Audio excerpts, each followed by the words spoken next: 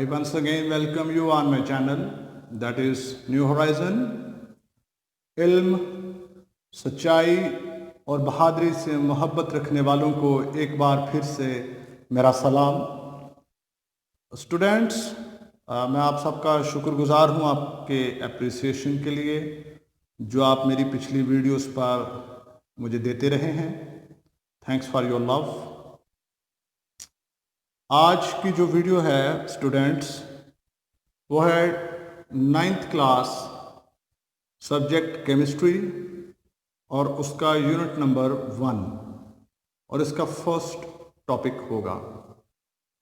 So base से हम start करेंगे और सबसे पहले हम जानेंगे केमिस्ट्री को। उसके बाद हम इसके डिफरेंट ब्रांचेस का जिक्र करेंगे। सबसे पहले, जिस तरह आपने जान रखा है मेरी पिछली वीडियोस में कि फिज़िक्स जो है उसकी भी डिफरेंट ब्रांचेस हैं। पहले साइंस को हमने कैटेगराइज किया इन डिफरेंट ब्रांचेस, फिर हमने फिज़िक्स की बात की। आज हम बात करने को हैं केमिस्ट्री। इसी तरह केमिस्ट्री भी फिज़िक्स की तरह का एक साइंस का एक डिसिप्लिन है, ये हम पहले जान चुके हैं। अभी हम बात करते हैं केमिस्ट्री में। Chemistry is the branch of science that deals with structure, composition, properties and reactions of matter. 4 चीज़ें इस साइंस की ब्रांच में डिस्कस होती हैं। Number 1, structure. Structure of what? Structure of matter. Number 2, composition. Composition of what? Composition of matter. Number 3, इसमें आ जाता है composition, structure. Number 3 पे आ जाएगा properties. Properties of matter. और नंबर 4 पे आएगा reactions of matter. स्टूडेंट्स, ये 4 चीज़ों को जब हम डिस्कस करते हैं दैट इज कॉल्ड केमिस्ट्री। यहाँ पे कुछ अल्फाज हैं जिनकी एक्सप्लेनेशन मैं देना चाहता हूँ। कंपोजिशन क्या होती है? जब आप किसी मैटर को, किसी सब्सटेंस को, उसके अंदर मौजूद तमाम तर एलिमेंट्स और कंपोनेंट्स को जान लेते हैं। आप ये जान लेते हैं कि इस सैंपल ऑफ मैटर में कौन कौन से कंपोनेंट्स मौजूद हैं और कितनी कितनी क्वांटिटी में मौजूद हैं, तो आप उसकी कंपोजिशन जानते हैं। जब आप उस मैटर के अंदर उसका स्ट्रक्चर, क्योंकि हर मैटर जो है उसका स्ट्रक्चर एक जैसा नहीं है, कुछ सॉफ्ट होते हैं, कुछ हार्ड होते हैं, कुछ गैस की शक्ल में होते हैं। उसके अंदर एटम्स और मॉलिक्यूल का arrangement her sample of matter में डिफरेंट होता है। तो जब हम ये जानते हैं कि ये इसके अंदर एटम्स और मॉलिक्यूल्स किस अंदाज में जुड़े हुए हैं, इसकी शेप क्या है, तो हम उसके स्ट्रक्चर के बारे में जान रहे होते हैं। नंबर 3 पे आ जाता है प्रॉपर्टीज। प्रॉपर्टीज जो हैं वो students, they are of 2 types, physical properties and chemical properties. ठीक है, फिजिकल प्रॉपर्टीज और केमिकल प्रॉपर्टीज में डिटेल में जाके हम नेक्स्ट लेक्चर में बात करेंगे, लेकिन यहाँ पर सिर्फ हम एम्फसाइज करेंगे वर्ड प्रॉपर्टीज पर। प्रॉपर्टीज से मुराद किसी चीज़ के बारे में खास बातें जो होती हैं उनको हम प्रॉपर्टीज़ कहते हैं। फॉर एग्ज़ाम्पल, मेरे पास एक मार्कर है मेरे हाथ में, इसके ब्लैक और वाइट कलर है, इसका छूने पर ये सॉलिड महसूस होती है। These are the properties. Physical properties कहते हैं इनको, लेकिन ये फ़िलहाल हम सिर्फ प्रॉपर्टीज़ पर ही रहेंगे। सो स्ट्रक्चर, कंपोजिशन और प्रॉपर्टीज। नंबर फोर और लास्ट और सबसे इंपॉर्टेंट पॉइंट जो है that is excuse me, reactions of matter. Students, हमारी कायनात के अंदर जितनी नॉन लिविंग थिंग्स मौजूद हैं ये सब की सब केमिकल रिएक्शन का नतीजा है, केमिकल रिएक्शन के रिजल्ट के तौर पर हमारे सामने मौजूद हैं। मैं नॉन लिविंग थिंग्स की बात कर रहा हूं। छोटी सी एग्जांपल दे लीजिए। हम जब लेते हैं एक ब्रेड, ठीक है, तो ब्रेड में 3 तरह के एलिमेंट्स मौजूद हैं, कार्बन, हाइड्रोजन एंड ऑक्सीजन। लेकिन इसी तरह अगर आप एक लकड़ी का पीस ले लें तो उसमें भी यही चीजें मौजूद हैं, कार्बन, हाइड्रोजन और ऑक्सीजन। लेकिन देखिए दोनों में जमीन आसमान का फर्क है। एक को हम खा सकते हैं, दूसरे को हम खा नहीं सकते, उसका इस्तेमाल कुछ और है। तो फर्क यहां पे, एलिमेंट्स तो 3 ही हैं लेकिन इनके एटम्स की नंबर ऑफ जो एटम्स हैं दैट इज डिफरेंट। यही इनको दोनों चीजों को एक दूसरे से डिफरेंट करता है। सो देखिए एलिमेंट्स जिस तरह से एक जैसे हैं, 3 एलिमेंट्स उसमें ब्रेड में 3 जो हैं वो लकड़ी के पीस में हैं, सिर्फ नंबर ऑफ एटम्स इनकी डिफरेंट है दोनों सैंपल्स ऑफ मैटर में, ठीक है। इसी तरह से ये बताता है कि ये केमिकल रिएक्शन जो अब इनमें होता है, डिफरेंट एटम्स हिस्सा लेते हैं तो चीज़ें भी मुख्तलिफ किस्म की बनती हैं। मैं एक और एग्जांपल देता हूँ, आपको सिर्फ बताना ये चाह रहा हूँ वैरायटी क्या होती है केमिकल रिएक्शन में, किस तरह से चीज़ें एक दूसरे से डिफर करती हैं।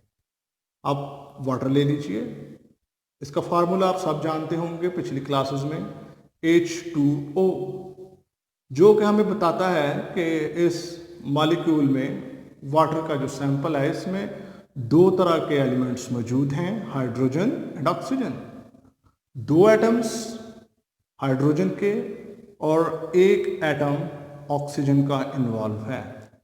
ओके, एक और सैंपल ले लीजिए जिसको हम बोलते हैं हाइड्रोजन पेरोक्साइड, ये पॉइजन है।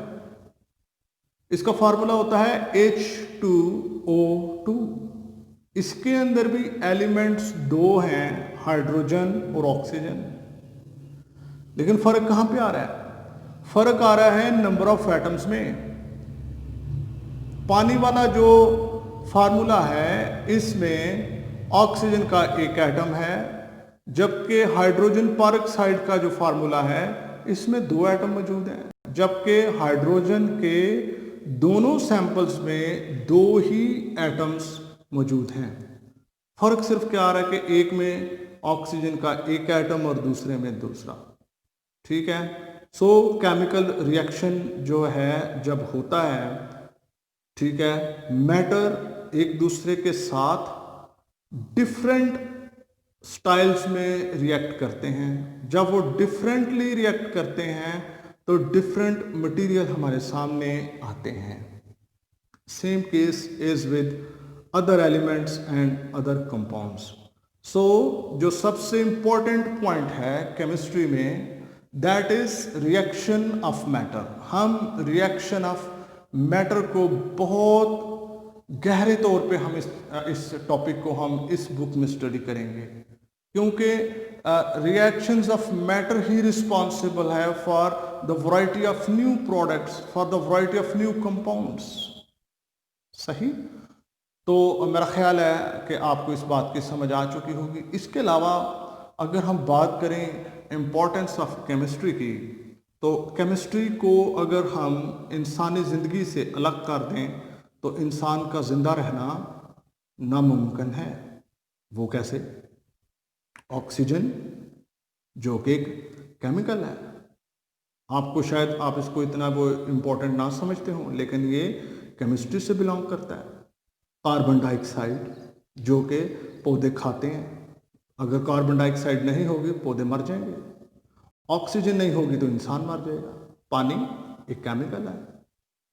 आप जितनी चीज़ें खाते हैं सबकी सब केमिकल है।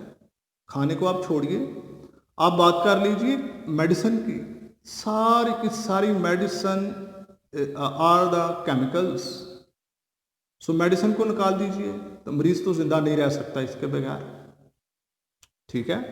इसके अलावा आप देख लीजिए बड़े बड़ी जो इंडस्ट्रीज हैं वो केमिकल्स पे चल रही हैं, केमिकल्स की प्रोडक्शन हो रही है, वो ख़त्म हो जाएंगे। For example soap, paints, cement, लोहा, ग्लास, शीशा, ठीक है। इसके अलावा आप बहुत सारी जो होम अप्लायंसेस हम घरों पे यूज़ करते हैं उनके जो मटेरियल्स हैं they all are the chemicals. So chemicals को अलग करना मतलब केमिस्ट्री को इंसानी ज़िंदगी में से अलग करना ये नामुमकिन है। So chemistry is very very very important subject. तो मैं स्टूडेंट्स इस चैनल पर बहुत अपनी तरफ से कोशिश करूंगा कि मैं डीपली आपको टीच कर सकूं। मेरी कोशिश रहेगी कि मैं केमिस्ट्री और साइंस के दूसरे जो सब्जेक्ट हैं उनसे आपके दिलों में मोहब्बत पैदा कर सकूं, ये मेरी कोशिश रहेगी। बने रहिए, जुड़े रहिए, वीडियोस को देखते रहिए, ये आपको यकीनन हेल्प आउट करने को हैं। अगर वीडियोस आपको अच्छी लगें तो प्लीज़ कमेंट सेक्शन में ज़रूर बताइए, लेकिन पूरी वीडियो देख के फिर बताइए, ये मैं आपसे रिक्वेस्ट करता हूँ। आगे चलते हैं हम नेक्स्ट ब्रांचेस की तरफ। केमिस्ट्री की आपके सिलेबस में स्टूडेंट्स 8 ब्रांचेस हैं, लेकिन इनफैक्ट ये ज़्यादा हैं, लेकिन आपके सिलेबस में सिर्फ 8 को ही डिस्कस किया गया है। मैं भी इन 8 के ऊपर ही बात करने को हूँ। Number 1 that is physical chemistry, ठीक है। Physical chemistry is the branch of science that deals with number 1 composition, number 2 physical properties and number 3 changes in them, यानी कि changes in physical properties. Physical property ये 3 चीज़ें हैं जिनको हम इस ब्रांच में डिस्कस करते हैं। नंबर 1 कंपोजिशन, कंपोजिशन मैंने आपको बता दिया, ठीक है, कि एक सैंपल ऑफ मैटर में क्या क्या मौजूद है और कितना कितना मौजूद है, ये कंपोजिशन हुई। फिर कंपोजिशन का लिंक है फिजिकल प्रॉपर्टीज से, ठीक है। कंपोजिशन चेंज होने से फिजिकल प्रॉपर्टीज चेंज होती हैं। चलें इसको सादा करके देखते हैं। फॉर एग्जांपल आपने ले लिया 1 लीटर पानी और उसके अंदर आपने डाल दी ½ kg शुगर, ओके। इसका एक मिक्स करके एक मिक्सचर बना लीजिए, ओके। और हमने पिछले फिजिक्स के लेक्चर्स में जाना है कि बॉइलिंग पॉइंट और melting point are the physical properties, ठीक है। मैंने आपको कहा लीटर पानी ले लीजिए, ½ लीटर चीनी लीजिए, मिक्सचर बनाइए, मिक्सचर बनाने के बाद इसको बॉईल कीजिए। फर्ज कर लें, ऐसा प्रैक्टिकली होगा नहीं लेकिन हम समझने के लिए फर्ज कर लेते हैं, फर्ज कर लिए उसका वो बॉईल करता है 200 डिग्री सेंटीग्रेड पर, ओके। कंपोजिशन याद रखिएगा, 1 लीटर वाटर, ½ kg शुगर। अभी हम कंपोजिशन चेंज करते हैं, हम 1 kg शुगर कर देते हैं, कंपोजिशन चेंज हो गई, ठीक है। 1 लीटर वाटर हो गया और 1 kg शुगर हो गई, कंपोजिशन हो गई चेंज। अब जब हम इस मिक्सचर को बॉईल करते हैं, अब वो 200 डिग्री सेंटीग्रेड पर बॉईल नहीं करेगा, बॉइलिंग पॉइंट इंक्रीज हो जाएगा। इसका मतलब ये हुआ कि कंपोजिशन को चेंज करने से फिजिकल प्रॉपर्टीज चेंज होती हैं। मैंने सिर्फ एक छोटी सी एग्जांपल दी है, ठीक है जी। सो फिजिकल केमिस्ट्री में हम क्या क्या डिस्कस करते हैं? Composition of matter, physical properties, मैं स्पेसिफिकली बात कर रहा हूँ फिजिकल, केमिकल नहीं। जो हमें कंपाउंड्स के अपीयरेंस, जो फिजिकल प्रॉपर्टीज हैं उनको डिस्कस किया जाता है, एंड चेंजेस इन देम, ठीक है। ये क्राइटेरिया है जी फिजिकल केमिस्ट्री का, ठीक है। इसमें आप देख लीजिए गैस का बिहेवियर जो है वो भी डिस्कस किया जाता है, लिक्विड, और सॉलिड, मैं पानी की बात नहीं कर रहा, कोई भी कंपाउंड ले लें, उसका गैस स्टेट, लिक्विड और सॉलिड स्टेट जो है, इनमें चेंजेस कैसे आता है, क्यों आता है, और चेंजेस लाने के लिए क्या क्या रिक्वायर्ड है, सारी की सारी स्टडी जो है that is called physical chemistry. Next is organic chemistry. Students, organic chemistry is the branch of chemistry that deals with carbon, hydrogen and their derivatives. Okay?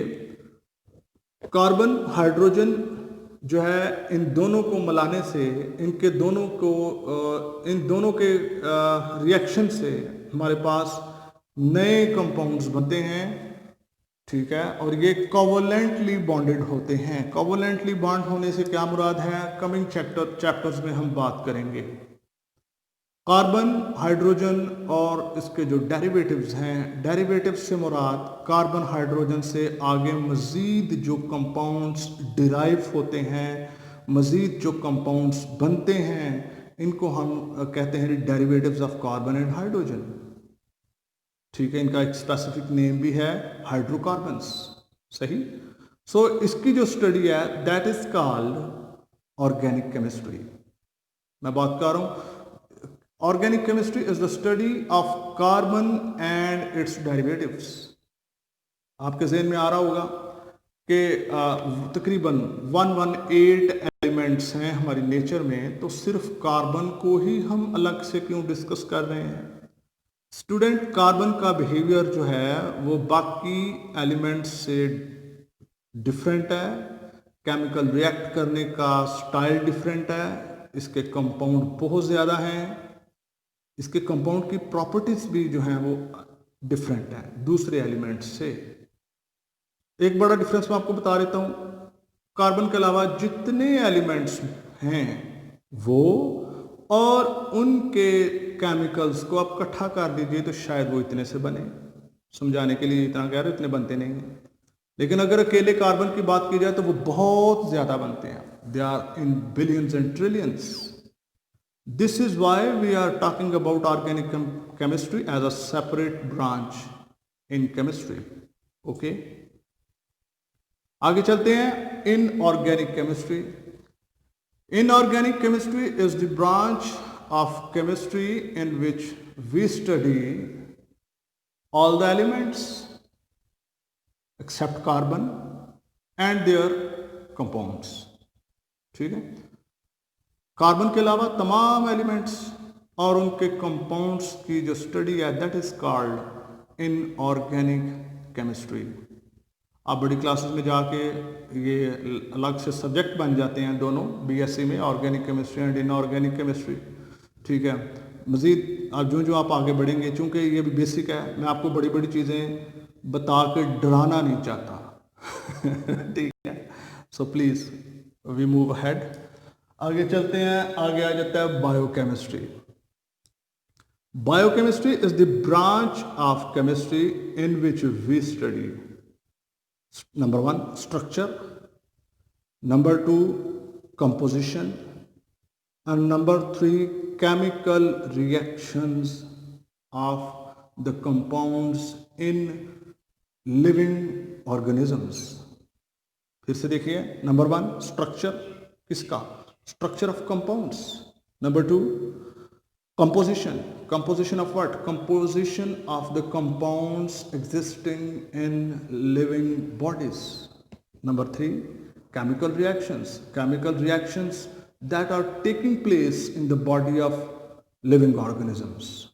okay, हमारी बॉडी के अंदर स्टूडेंट्स बहुत ज़्यादा कंपाउंड मौजूद हैं। मैंने आपको कहा था ना कि हम ऑक्सीजन को इनहेल करते हैं, डायरेक्ट हमारी बॉडी में एक एलिमेंट तो जा रहा है। हम खाना खाते हैं, बहुत सारे कंपाउंड्स बनते हैं, जैसे कि आप देख लीजिए, हम कहते हैं कि हमारी बॉडी के अंदर एसिडिटी हो गई है, बेसिसिटी हो गई है। ठीक है, तो एसिड्स बेस ये हमारी बॉडी के अंदर मौजूद हैं जो खाने को डाइजेस्ट करते हैं। इसके अलावा हमारी बॉडी में और डिफरेंट टाइप के केमिकल्स हैं। ठीक है, ये आपको डॉक्टर्स ज़्यादा बेहतर तौर पे बता सकते हैं, लेकिन हमारी बॉडी के अंदर केमिकल रिएक्शंस हर वक्त हो रहा होता है। खाने से एनर्जी बनती है, वही एनर्जी बॉडी का हिस्सा होती है, ठीक है।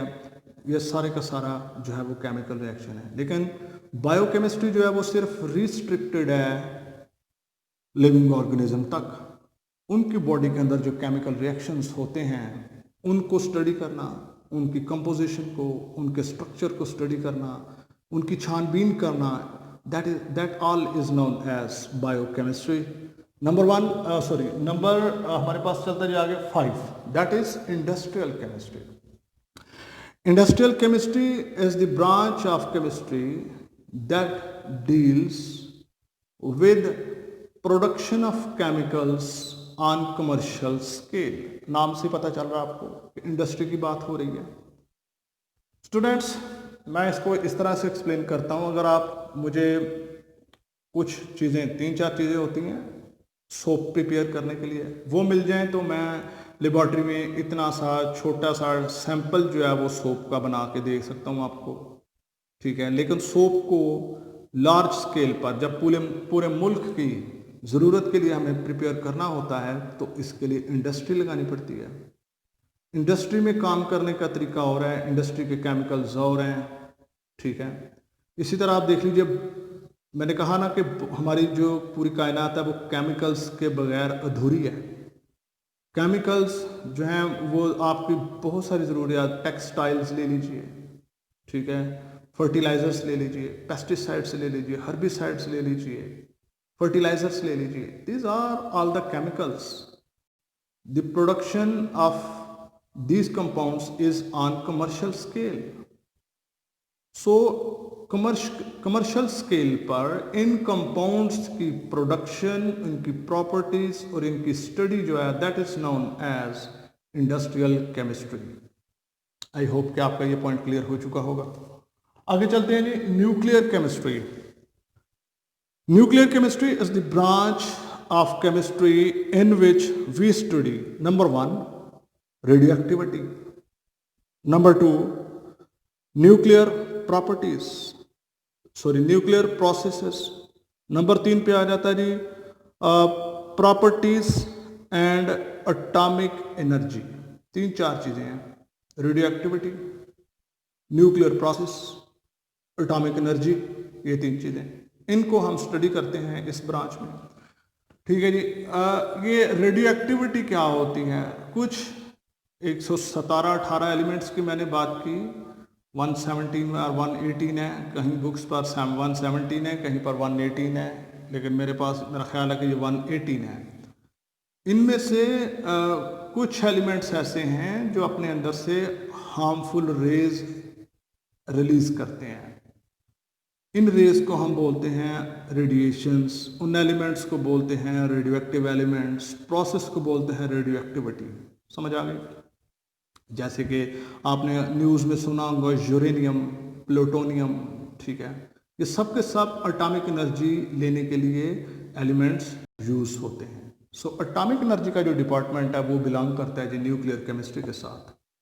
ओके, अच्छा, अब आगे हम चलते हैं न्यूक्लियर प्रोसेस। न्यूक्लियर रिएक्शन में प्रोटॉन और न्यूट्रॉन्स होते हैं।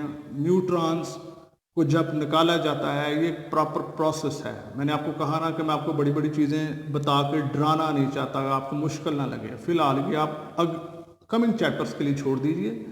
सिर्फ इतना याद रखिए कि एटम से जो एनर्जी लेते हैं हमारे पाकिस्तान में, तो हम उसको डेली बेस पर जो है वो मुख्तलिफ़ चीज़ों के लिए यूज़ नहीं कर सकते। हमने सिर्फ एटम बम बनाया हुआ है चलाने के लिए, इंडिया को डराने के लिए, ठीक है। सो ये जो एनर्जी है जी, इसका डिपार्टमेंट और ये जो रेडिएशंस रिलीज़ होती हैं एटमॉस्फेयर में, फिर वो हमारी ह्यूमन लाइफ के ऊपर किस तरह इफ़ेक्ट करती हैं, उसके रिजल्ट्स क्या हैं, ये सारी की सारी स्टडी जो है that is known as nuclear chemistry.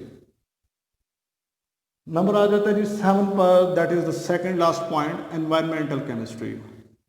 Students, इसमें हम डिस्कस करते हैं 2 चीज़ें, कंपोनेंट्स ऑफ एनवायरनमेंट, के एनवायरनमेंट के अंदर क्या क्या मौजूद है। हर जगह का एनवायरनमेंट डिफरेंट है, हर जगह पर एनवायरनमेंट के कंपोनेंट्स डिफरेंट हैं, ठीक है। आप चले जाइए किसी इंडस्ट्रियल एरिया में, वहाँ पर कंपोनेंट्स और होंगे एनवायरनमेंट में, जो गैसेस होंगी वहाँ पर पोल्यूशन भी होगी, ठीक है। आप किसी और एरिया में चले जाइए, वहाँ पर जो है वो कुछ और होगा। कंपोजिशन ऑफ एटमॉस्फेयर जो है वो सेम नहीं है। So components of atmosphere are discussed in this branch. Number 2 पे आ जाता है effect of human activities on environment. Human activities जो हैं इनका हमारे एनवायरनमेंट के ऊपर क्या असर है, क्या इम्पैक्ट है, इसकी जो स्टडी है that is called environmental chemistry. जैसे कि अगर आप चंद साल पहले देखिए तो लोगों के पास गाड़ियाँ, बाइक्स कम थी, कंजम्पशन ऑफ फ्यूल बहुत कम थी। अब गाड़ियाँ बढ़ चुकी हैं, फ्यूल कंजम्पशन ज़्यादा है। फ्यूल कंजम्पशन ज़्यादा होगी, इसका मतलब है कि कार्बन डाइऑक्साइड जो है एक्सक्यूज मी जो कार्बन डाइऑक्साइड है वो एनवायरनमेंट में इंक्रीज़ करती है। इसकी वजह से ज़ाहिर सी बात है इंजन चलेगा तो हीट भी प्रोड्यूस होगी। ये गर्मी यूं ही नहीं है, ये गर्मी हमारी एक्टिविटीज़ की वजह से है।